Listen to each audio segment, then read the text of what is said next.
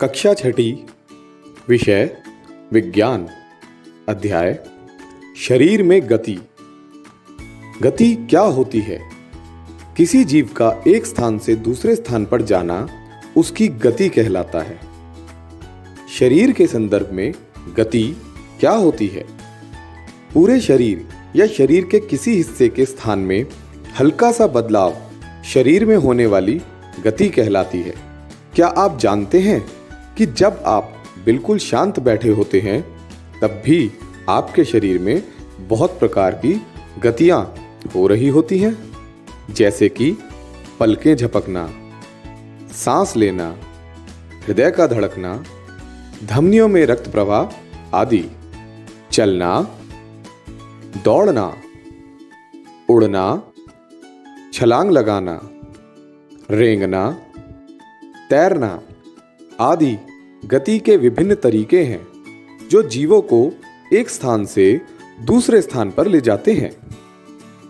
हमारा आज का विषय शरीर में होने वाली गति के बारे में है, जिसमें आप गति में प्रयोग आने वाले अंगों के बारे में जानेंगे।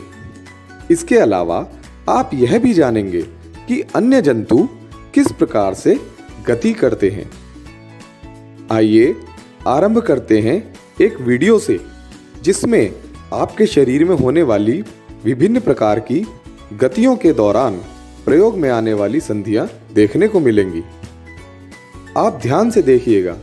संधियां बनाने वाली हड्डियों की अलग अलग बनावट हमारे शरीर को अलग अलग गति प्रदान करती है। तो हम आरंभ करते हैं पहला वीडियो, जिसका नाम है संधियां, प्रकार एवं आकार। संधियां, प्रकार एवं आकार। संधियां वे क्षेत्र होते हैं जहां दो हड्डियां मिलती हैं। संधियां आपके कंकाल को गति करने में सहायक होती हैं। संधियों को दो प्रकारों में वर्गीकृत किया जा सकता है, चल संधि और अचल संधि। आइए आज हम जोड़ों या संधियों के बारे में जानें। यहाँ कुछ चल प्रकार की संधियां हैं। कंदुक गर्तिका संधि, कब्जा संधि और घुमावदार संधि। कंदुक गर्तिका संधि यह भुजा और कूल्हे के जोड़ों में होती है। यह संधि अनेक प्रकार की गति प्रदान करती है, जैसे सभी तलों में गति तथा केंद्रीय अक्ष के चारों ओर घूर्णन गति।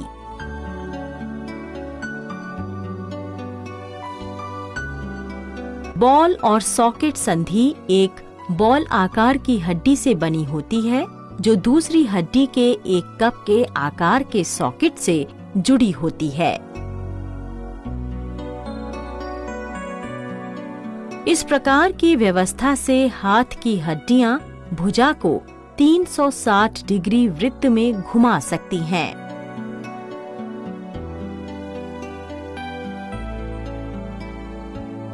हिंज संधि यानी कि कब्जा संधि, यह घुटने, कोहनी और उंगलियों में होती है। यह संधि आगे पीछे की गति प्रदान करती है। कब्जा संधि में एक हड्डी का उत्तल पृष्ठ दूसरी हड्डी के अवतल पृष्ठ में लगा होता है। उदाहरण के लिए प्रगंडिका का ट्रोक्लिया अंतः प्रकोष्ठिका द्वारा निर्मित गुहा के साथ जुड़ा होता है। इस प्रकार की संधि से केवल एक तल में गति मिलती है, जैसे कब्जे वाले दरवाजे की गति। इसी प्रकार की व्यवस्था घुटने के जोड़ में देखने को मिलती है।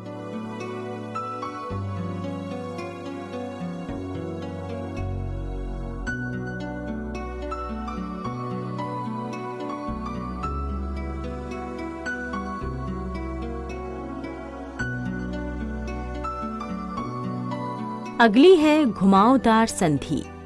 यह गर्दन को घूर्णन गति देती है। अक्ष दूसरा ग्रीवा कशेरुक है। इसमें धुराग्र जैसी संरचना दंताभ प्रवर्ध होती है, जिसके चारों ओर एटलस घूमता है।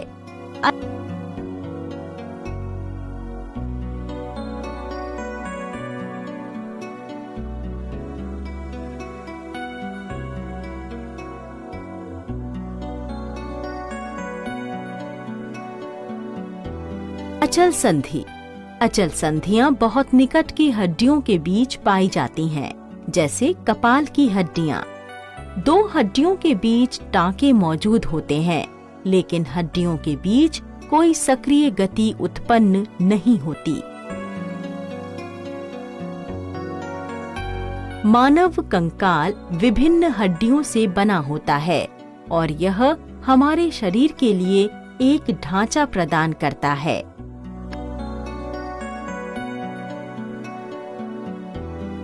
कंकालीय एक्स किरण एक इमेजिंग तकनीक है, जिसका इस्तेमाल विभिन्न उद्देश्यों के लिए किया जाता है। इनका इस्तेमाल हड्डियों की आकृतियों, हड्डियों की संख्या और हड्डी की चोटों आदि के अध्ययन के लिए किया जाता है। आइए कुछ प्रश्नों के उत्तर देते हैं। प्रश्न है, कंदुक गर्तिका संधि किस प्रकार की गति देती है? इसका सही उत्तर है सभी तलों में घूर्णन गति। अगला प्रश्न है, इनमें से कौन सी संधि केवल एक तल में आगे पीछे की गति की अनुमति देती है? इसका सही उत्तर है कब्जा संधि। अगला प्रश्न है, हमारे घुटने में किस प्रकार की संधि होती है? इसका सही उत्तर है कब्जा संधि। अगला प्रश्न है, कंकाल के किस भाग में अचल संधियां देखी जा सकती हैं? इसका सही उत्तर है कपाल में। अगला प्रश्न है, हड्डियों की चोट का लक्षण पता करने के लिए किन किरणों का प्रयोग किया जाता है? इसका सही उत्तर है एक्स किरणों का। इसके बाद आइए अब हम देखते हैं कि विभिन्न जंतुओं की गति में प्रयोग आने वाले अंगों में क्या समानताएं एवं विभिन्नताएं हैं। गति में सहायक अंग। एक स्थान से दूसरे स्थान पर जाने की क्षमता को गति कहते हैं। आइए विभिन्न जीवों में गति के अंगों के बारे में जानते हैं। अमीबा अपने शरीर के एक हिस्से को खींचकर लंबा करता है और तब शेष हिस्से को उसकी ओर खींचता है।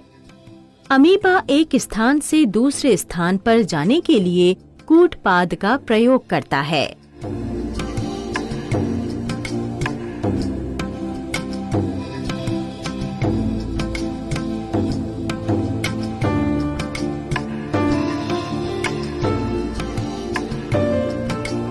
केंचुआ मांसपेशियों की मदद से अपने अगले हिस्से को खींचता है और फिर पीछे के बाकी हिस्सों को आगे की ओर खींच लेता है।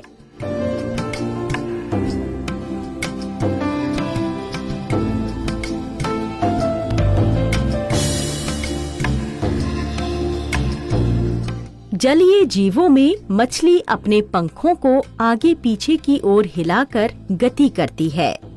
मछली में कई अन्य अनुकूलन भी होते हैं, जिनसे उन्हें जल में जीवित रहने में मदद मिलती है।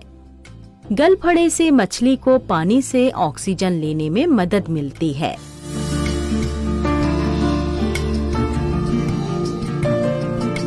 मछली की विशेष आँखें भी उन्हें पानी की गहराइयों में देखने में मदद करती हैं।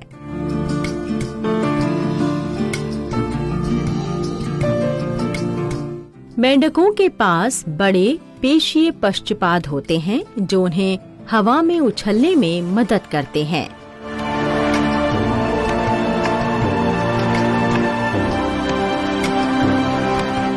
पक्षियों के अग्रपाद पंखों में रूपांतरित होते हैं, जो उन्हें उड़ने में मदद करते हैं।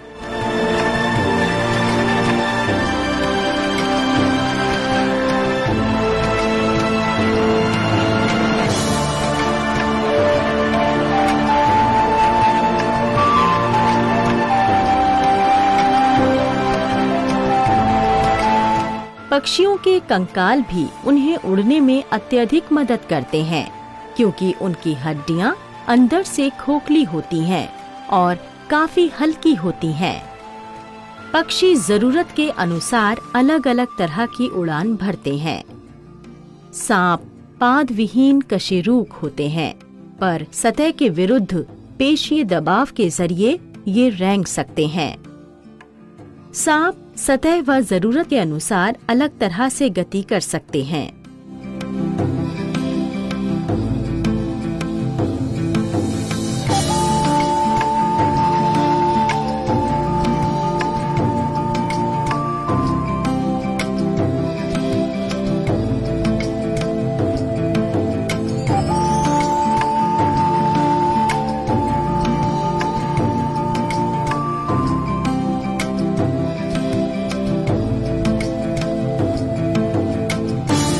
मानव में संचलन दो प्रणालियों के समन्वय द्वारा उत्पन्न होता है, अस्थि तंत्र तथा मांसपेशीय तंत्र।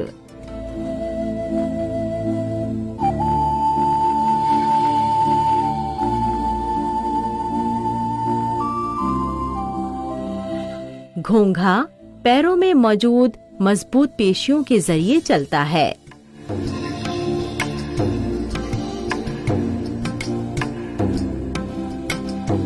आइए अब हम कुछ प्रश्नों का उत्तर देकर आज के विषय को दोहराते हैं। प्रश्न है, कौन सा जीव कूटपाद का निर्माण कर आगे बढ़ता है? इसका सही उत्तर है अमीबा।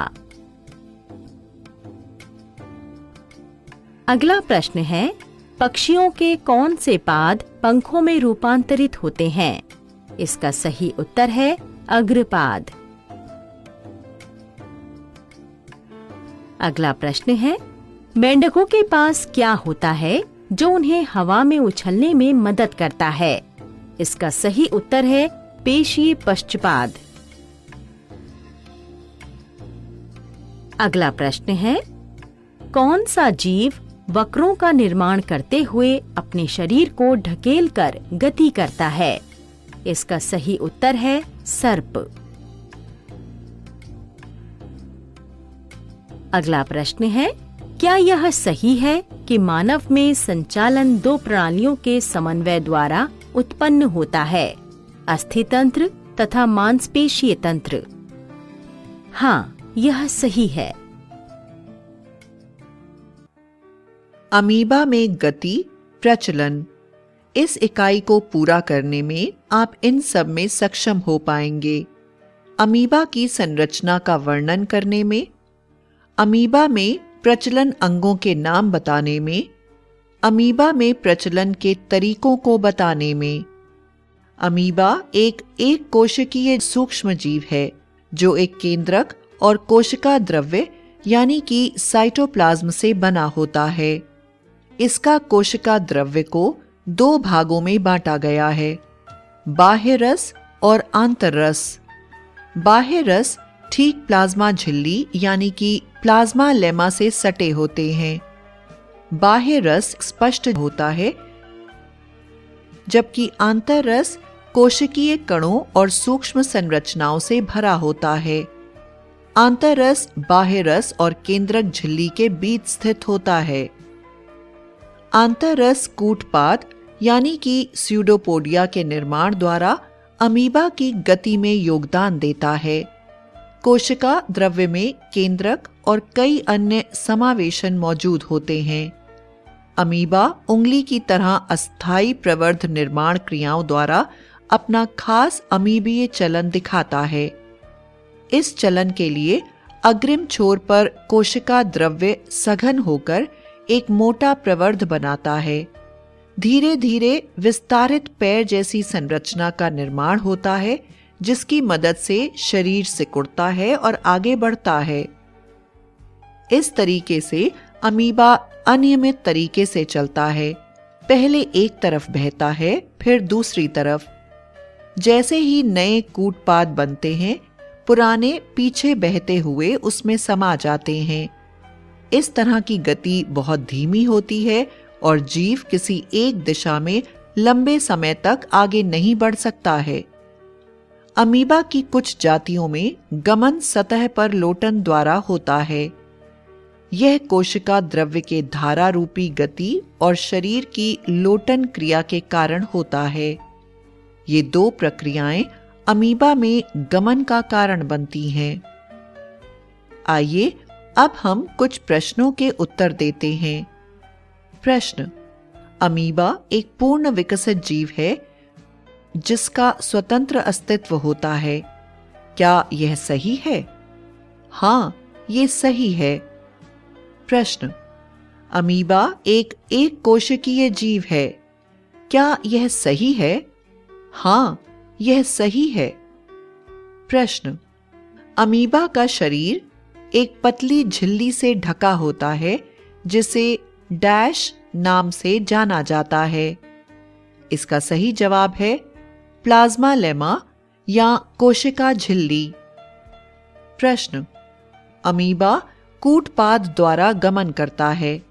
क्या यह सही है? हाँ, यह सही है।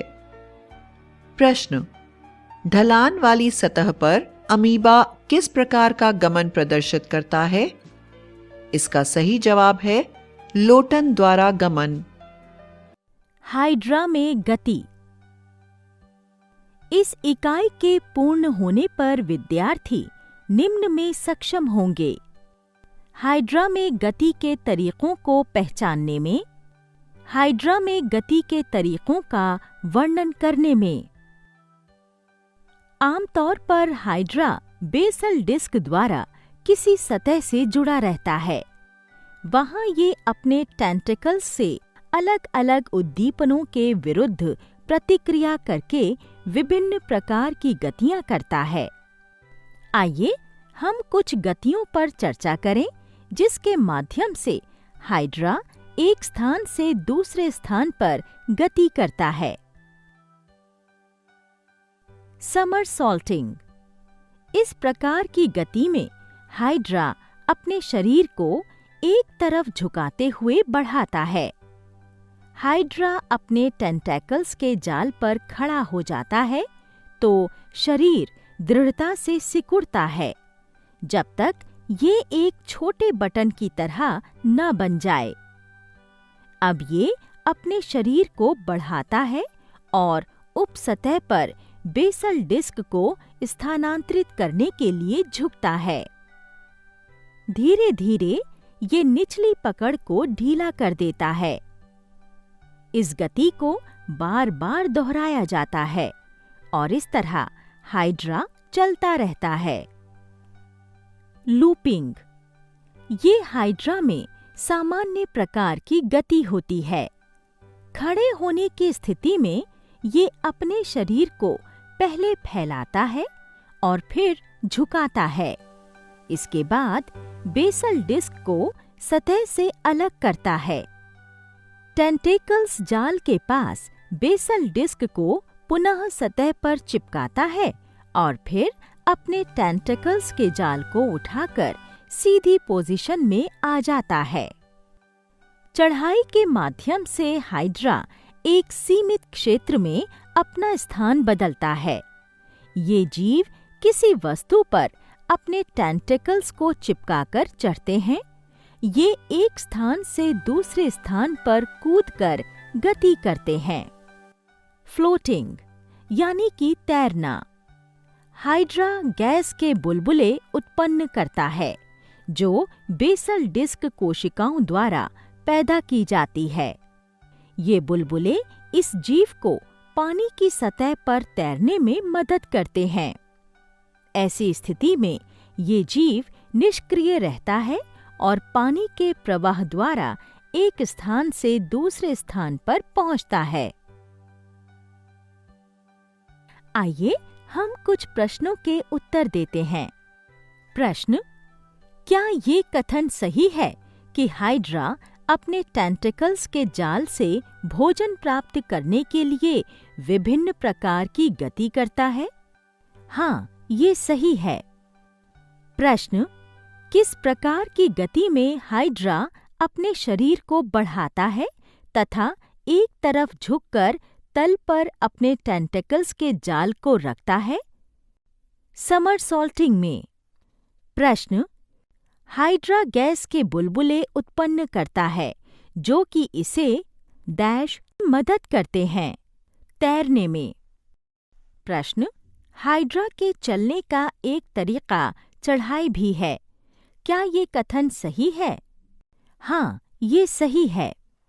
प्रश्न, लूपिंग हाइड्रा में गति करने का एक सामान्य तरीका है। क्या ये कथन सही है? हाँ, ये सही है। अब आप इसी अध्याय से संबंधित कुछ अन्य वीडियोस भी यहाँ देखें, जो आपको कंकाल तंत्र, नाड़ी तंत्र और विभिन्न प्रकार की पेशियों के बारे में जानकारी देंगे। मांसपेशियां एवं गतियां। मानव शरीर कैसे गतिशील रहता है? हमारा शरीर हड्डियों व मांसपेशियों की मदद से अलग अलग प्रकार की गति करता है। हमारे शरीर में मुख्यतः 3 तरह की मांसपेशियां होती हैं, जो हमें विभिन्न तरह की गतिविधियां करने में मदद करती हैं। आओ इन मांसपेशियों के बारे में जानें। मांसपेशियां हमें हमारे शरीर में गतिविधियां करने में मदद करती हैं। हमारे शरीर में लगभग 625 मांसपेशियां होती हैं। क्या आप जानते हैं कि हमारे शरीर में सबसे मजबूत मांसपेशी हमारी जीभ होती है? मांसपेशियां हड्डियों से कंडराओं द्वारा जुड़ी होती हैं।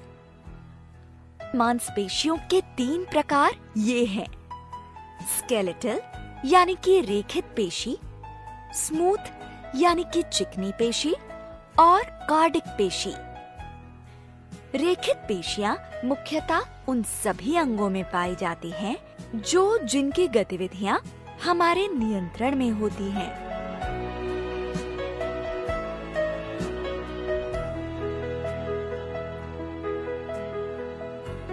स्केलेटल मांसपेशियों का एक दिलचस्प गुण यह होता है कि इसके प्रत्येक तंतु में बहुत सारे केंद्रक होते हैं। रेखित पेशी तंतु एक्टिन और मायोसिन बैंड्स के कारण धारीदार होते नजर आती हैं।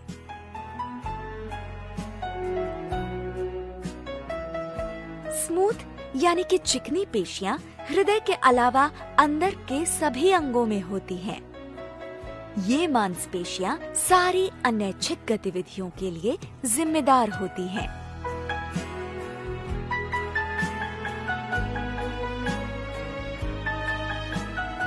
स्मूथ मांसपेशियों में धारियां नहीं होती हैं, इसलिए इन्हें स्मूथ कहते हैं।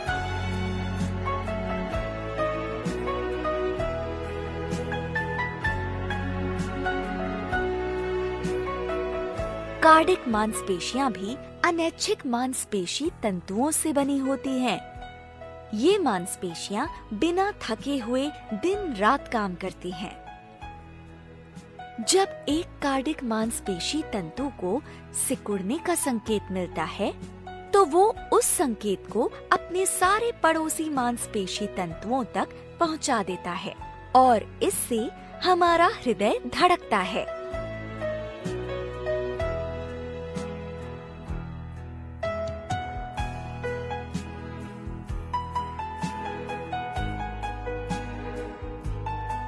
प्रश्न: मांसपेशी का सिकुड़ना हड्डियों को खींचता है, जिससे शरीर में गति होती है। सही उत्तर है सही। प्रश्न: हमारे शरीर में सबसे मजबूत मांसपेशी हमारी जीभ होती है। सही उत्तर है सही। प्रश्न: कौन सा ऊतक हमारे शरीर में गतिविधि के लिए जिम्मेदार होता है? सही उत्तर है पेशीय ऊतक। प्रश्न: जब आप चलते हैं तो आप अपने हाथों और टांगों को हिलाते हैं, इसके लिए कौन सी मांसपेशियां जिम्मेदार होती हैं? सही उत्तर है स्केलेटल यानी रेखित। प्रश्न: कौन सी मांसपेशियां अनैच्छिक कार्यों को करती हैं? सही उत्तर है स्मूथ यानी चिकनी। प्रश्न: ऐच्छिक मांसपेशियां कहाँ पाई जाती हैं? सही उत्तर है हाथों में प्रश्न, जो मांसपेशियां बिना थके हुए हमारी सारी जिंदगी काम करती हैं, वो हैं? सही उत्तर है कार्डिक। प्रश्न, कंडराओं का क्या कार्य है? सही उत्तर है मांसपेशियों को हड्डियों से जोड़ना। कंकाल तंत्र। वयस्क मानव के कंकाल तंत्र में 206 हड्डियों के साथ साथ कंडरा, स्नायु और उपास्थियां होती हैं, जो इन हड्डियों से जुड़ी रहती हैं। आइए आज हम कंकाल तंत्र के बारे में जानें। इस इकाई को पूरा कर लेने के बाद विद्यार्थी निम्न में सक्षम होंगे: कंकाल तंत्र के अंगों के नाम बताने में, कंकाल तंत्र के कार्यों की सूची बनाने में, मानव कंकाल में मौजूद प्रमुख हड्डियों की पहचान करने में। आइए हम रीढ़ से आरंभ करें। यह कंकाल का मुख्य अक्ष बनाती है। कशेरुक रीढ़ रज्जु 33 छोटी हड्डियों का बना होता है। पसली पिंजर एक पिंजरे की जैसी संरचना होती है, जो 12 जोड़ी पसलियों से बनी होती है। पहली 10 जोड़ी पसलियां वक्षास्थि से जुड़ी होती हैं। आखिरी 2 जोड़ी पसलियों को चल पसलियां कहते हैं, जो केवल रीढ़ रज्जु से जुड़ी होती हैं। हमारे शरीर में 2 प्रकार की मेखलाएं होती हैं: अंश मेखला, जिसे स्कंध मेखला, और श्रेणी मेखला, जिसे कुल्हा मेखला भी कहते हैं। ह्यूमेरस अग्रपाद की हड्डी होती है। नीचे का भाग 2 हड्डियों रेडियस और अल्ना से बना होता है। हाथ में 27 छोटी हड्डियां होती हैं। पश्चपात की हड्डियों के ऊपरी भाग में सबसे लंबी अस्थि फीमर और नीचे के भाग में 2 लंबी हड्डियां टिबिया और फिबुला होती हैं। 8 हड्डियां कपाल गुहा बनाती हैं, जो मस्तिष्क की सुरक्षा करती हैं। 14 हड्डियां चेहरे का कंकाल बनाती हैं। एक वयस्क का शरीर 206 हड्डियों से बना होता है। फीमर हमारे शरीर की सबसे लंबी हड्डी होती है। कान के अंदर में स्थित स्टेपीज शरीर की सबसे छोटी हड्डी होती है। कंकाल तंत्र शरीर को आकार प्रदान करता है और आंतरिक अंगों को सुरक्षा प्रदान करता है। कंकाल शरीर को गतिमान रखने में मदद करता है।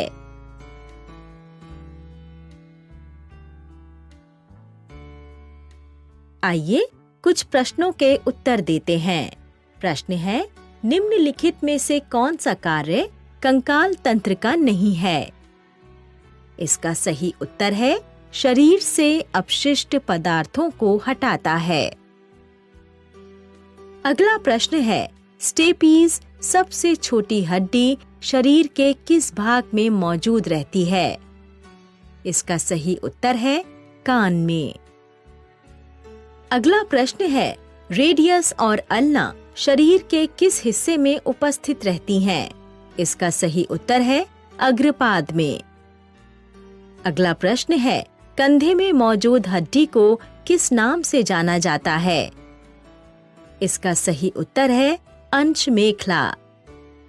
अगला प्रश्न है, पसलियां किस प्रमुख संरचना में उपस्थित रहती हैं? इसका सही उत्तर है पसली पिंजर में। स्नायु के प्रकार। हमारा मस्तिष्क हमारे शरीर की सभी क्रियाओं को नियंत्रित करता है। धागे की तरह बनी हुई संरचनाओं, जिन्हें स्नायु कहते हैं, की सहायता से हमारा मस्तिष्क चलना, बात करना, सोचना, महसूस करना, सांस लेना आदि क्रियाओं के लिए शरीर को आदेश देता है। आओ आज हमारे शरीर में उपस्थित 3 प्रकार की स्नायु के बारे में जानें। मस्तिष्क, रीढ़ रज्जु स्नायु। हमारे तंत्रिका तंत्र के 3 मुख्य भाग हैं। रीढ़ रज्जु हमारे मस्तिष्क की निरंतरता में उपस्थित होती है। हमारा मस्तिष्क शरीर के विभिन्न अंगों से स्नायु के द्वारा संदेश प्राप्त करता है। संदेशों को लाने और ले जाने के लिए 3 तरह की स्नायु होती हैं। जो स्नायु मस्तिष्क तक संदेश ले जाती हैं, उन्हें संवेदी स्नायु कहते हैं। संवेदी स्नायु ज्ञानेंद्रियों से संदेश लेकर मस्तिष्क तक पहुंचाती हैं। वो स्नायु जो शरीर के भागों तक जाकर उन्हें काम करने का संदेश देती हैं, उनको प्रेरक स्नायु कहते हैं। वे मस्तिष्क एवं रीढ़ रज्जु से आवेगों को मांसपेशियों तक पहुंचाती हैं। कुछ स्नायु मस्तिष्क तक संदेश भी ले जाती है और शरीर के भागों को काम करने के लिए संदेश भी देती हैं। उन्हें मिश्रित स्नायु कहते हैं। रिफ्लेक्स एक्शन, प्रतिवर्ती क्रिया। शरीर के किसी भी भाग के किसी बाहरी परिवर्तन के कारण हुई अनैच्छिक प्रतिक्रिया को प्रतिवर्ती क्रिया कहते हैं। आइए एक उदाहरण से समझें कि यह क्रिया इतनी जल्दी और बिना सतर्कता से हमारे शरीर में कैसे होती है। गलती से जब हम किसी नुकीली चीज को छू लेते हैं तो हम अपना हाथ झटके से हटा लेते हैं। यह अपने आप को खतरे से बचाने के लिए मस्तिष्क को बिना शामिल किए हुए एक क्रिया होती है। इस क्रिया में मस्तिष्क से कोई निर्देश नहीं मिलते हैं, बल्कि हमारी रीढ़ रज्जु के निर्देश से ही यह संभव हो पाता है। यह काम इतनी जल्दी से होता है कि मस्तिष्क को इसके बारे में पता तक नहीं चल पाता है।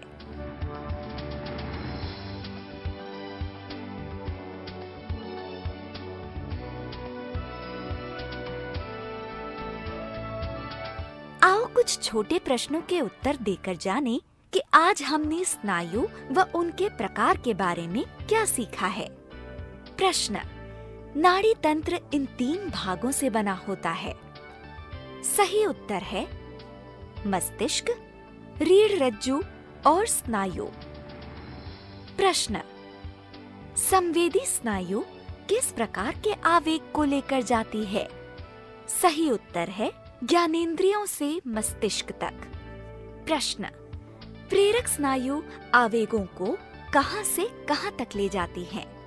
सही उत्तर है मस्तिष्क से मांसपेशियों तक। प्रश्न: मिश्रित स्नायु प्रेरक और संवेदी दोनों तरह के तंतुओं से बनी होती है। सही उत्तर है सही। प्रश्न: बिना तंत्रिका तंत्र के आप क्या नहीं कर सकते? ही उत्तर है उपरोक्त सभी। प्रश्न: किसी गर्म वस्तु से अपने हाथ को हटा लेना प्रतिवर्ती क्रिया का एक उदाहरण है। सही उत्तर है सही। प्रश्न: प्रतिवर्ती क्रिया किस प्रकार की क्रिया है? सही उत्तर है अनैच्छिक। प्रश्न: प्रतिवर्ती क्रिया मस्तिष्क के बिना होती है। सही उत्तर है सही।